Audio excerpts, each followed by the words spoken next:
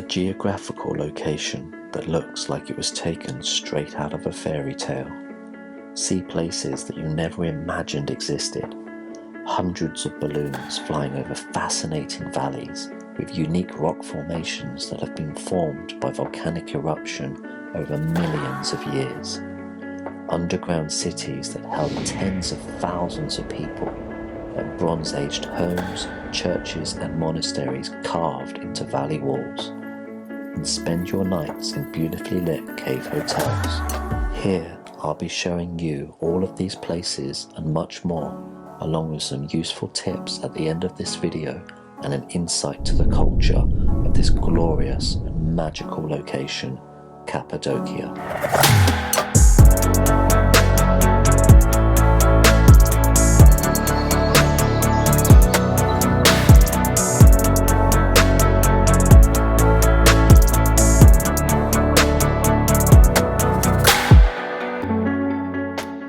Hey guys, welcome to Top 10 To-Do List. If you're new to the channel and you haven't subscribed yet, click that subscribe button and the bell right next to it, which will inform you of any new video that I post. And if you've got any questions on Cappadocia or about anything else, leave them in the comments section below. And make sure you stay tuned into the end of this video, because I'm going to be talking to you about all of the useful tips and information on Cappadocia. I'll see you at the end. Enjoy. Now, on the first day in Cappadocia, you won't be able to do any of the tours as they start too early, so I highly recommend that you visit Sunset Viewing Point. You can easily spend 2 hours here, marveling over the beautiful landscape as the sun sets and the city turns into an array of golden light.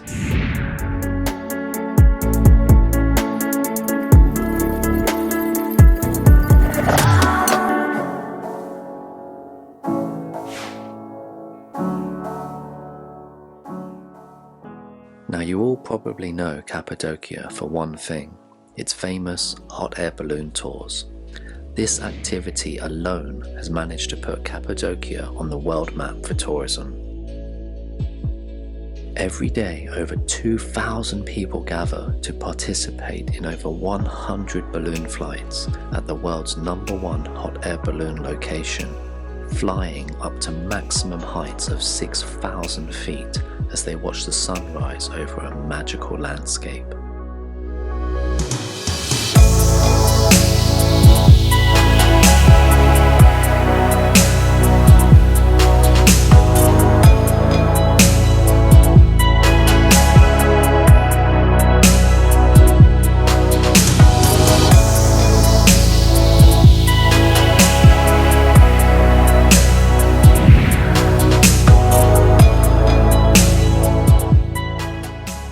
After your flight, receive a certificate and finish off with some Cappadocian champagne.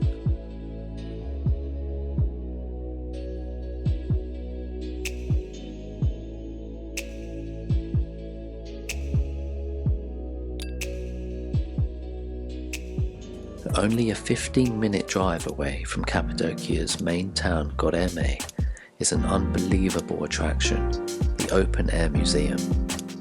This place isn't just another museum. Its unique rock formations have been used to make caves, and then later on through history, churches, tombs and monasteries. It has now become a proud member of UNESCO World Heritage. Regardless of what you like to see on your holiday, this place truly keeps anyone's interest and cannot be missed while visiting Cappadocia.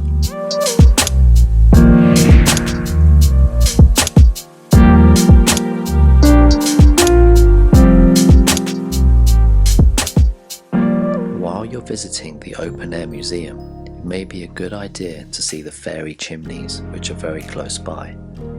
Everything that you see here has been naturally formed and none of it built by man.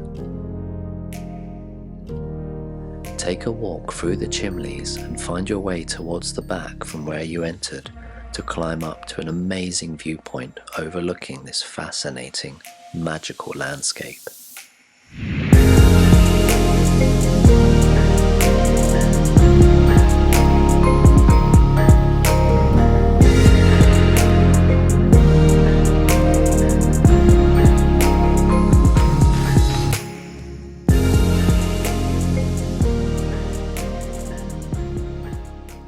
To add even more amazement to Cappadocia are its underground cities.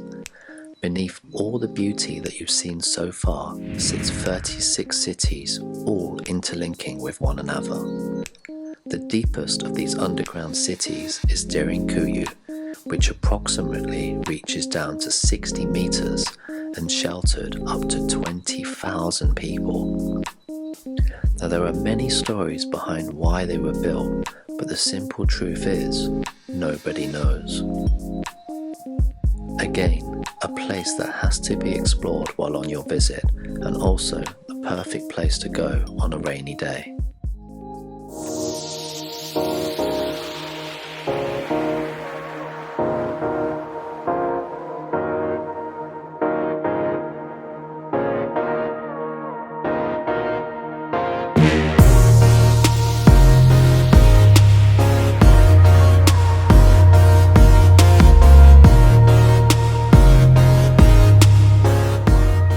Something that Cappadocia isn't short of are stunning valleys. There's the famous Pigeon Valley, Rose Valley, and also Turkey's biggest valley being Ihlara Valley.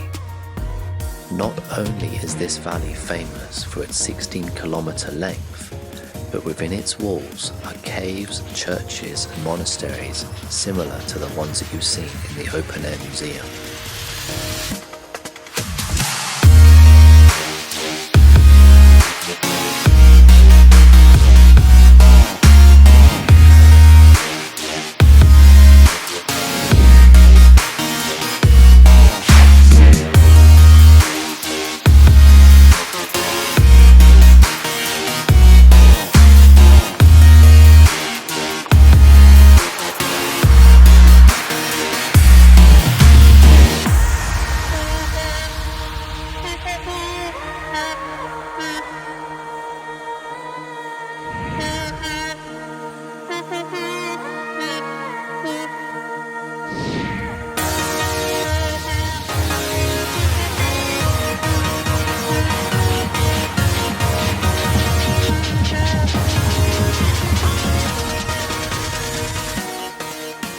You may be wondering what there is to do at night in Cappadocia.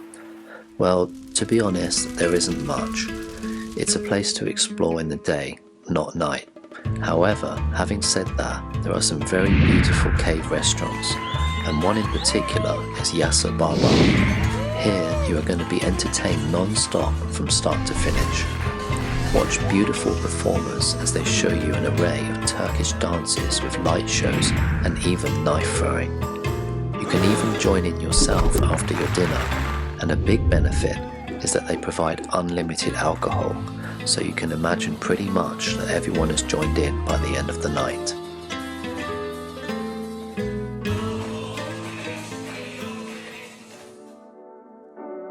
Now, choosing the right accommodation could be a unique and amazing experience in itself.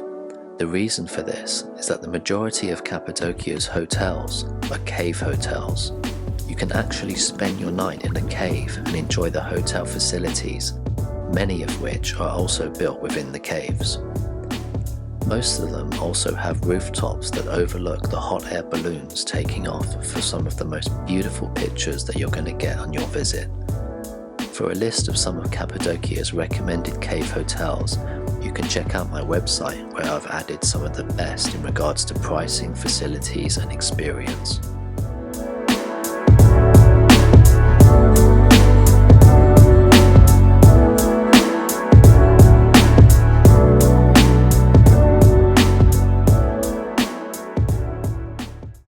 Okay, so I hope you've enjoyed that video on Cappadocia. Now, as I said, I'm going to be talking now about some tips and useful information. So, in regards to the hot air balloon, you want to book this quite far in advance, and you want to make sure that you book it on your very first day. The reason for booking it on your first day is that there's about a 50-50 chance that the hot air balloon ride can be cancelled due to weather. It just takes a certain amount of wind. I think it's over like 11 miles an hour, and they will cancel all hot air balloons. So you want to make sure you book that on your first day, so if it is cancelled, it will be put forward to the next day, and then the next day, and the next day. leave it to your last day, and you know you're taking a big risk that you're not going to be doing that hot air balloon ride at all. Also, you do not want to take the 2 p.m. flight. If they call you up and they offer you 2 p.m. flight, the only way I would take this flight is if I only had one day. Then I'd probably take the risk. But the reason you don't want to take the 2 p.m. flight is because that not many hot air balloon companies are actually flying at that time, so you won't see like hundreds of balloons flying around you. Like when I saw the 2 p.m. flight, I think I saw no more than 20 balloons, so you'll miss out on a big part of the experience there. And also, when you get in the hot air balloon, this is something I regret not doing, is get in last. Be the very last person to get in. If you get in first, you'll be put right into the middle because there's other people getting in on the other side, and then you'll have the worst position. You get in last, you're right on the edge, you can see everything. Okay, so you've done your hot air balloon tour on your first day, and you've got the rest of the day ahead of you. I strongly advise that you have a tour booked ahead in advance. There's two main day tours. There's the red tour and the green tour. Both are very good. If you can only do one, I'd choose the red tour. The reason for this is because you'll see most of the main attractions that are famous in Cappadocia, and it's more central. The green tour is a bit more out into the countryside. You'll see like some valleys. Again, you can go to my website and you can see for yourself. I've actually managed to team up with a tour agency to get all of you guys a discount. So yeah, just go to my website and click the tours page, and you can see everything that's involved in the tours and all the discounted prices. Okay, in regards to when to actually go to Cappadocia, the peak seasons and the best times to go are April to June and September to October. These months are warm and there is a little chance of rain. However, having said that, it is going to be extremely busy. So apart from the hot air balloon, where it's actually worth it being busy because you get to just see hundreds of balloons, going off peak is not actually too bad, because all of the other attractions, such as the open air museum, the underground city, the valleys, will be a lot less busy. So yeah, you know, that choice is really up to you. Well, when I filmed this video, it was in the off season. I think it was around February, and it was really cold. As you can see, I was wrapped up pretty warm. But again, you know, I got to see the Ihlara Valley. It was beautiful, lots of snow, so there's also that plus side as well. Now, in regards to how long you should spend in Cappadocia, well, if you want to see absolutely everything, then I would recommend at least 4 nights. If you just want to see the main attractions, you know, you want to do the hot air balloon and the red daily tour, maybe just 2 nights is fine. Okay, and also another good tip here is if you are coming from Istanbul, which many people are, actually go to a travel agent and book your flights to Cappadocia from there. When I went online to look at the airline tickets, they were extremely expensive. They were like 3 or 4 times the price. I really don't know why that is, but when I spoke to the hotel receptionist and he told me to go there, you know, I was shocked at how cheap they were. I think they were roughly around £100 return from Istanbul to Cappadocia and back. So yeah, don't book your ticket online unless you can find a similar price. Okay guys, so that's about it for now. If you've got any more questions, please, you know, don't feel shy. Just ask me in the comments section right below the video, and I will get back to you as soon as I can. Also, yeah, there's so much more information and tips and videos on my website. I've put the link in the description below. You just click that and it'll take you straight to the website, and you can book tours there. You can just watch lots of videos on Cappadocia, read up about it, and each destination, each attraction has its own little tips and useful information section. I'm also in the process of collaborating with some hotels in Cappadocia to get you cheaper discounts. So yeah, hopefully by the time you go to the website and look at the hotels page, there will be some discounted prices up there, so do go and check that out. So yeah guys, that's going to be it for now. I hope you enjoyed this video and found it useful. If you don't mind giving me a thumbs up, I'll see you next time.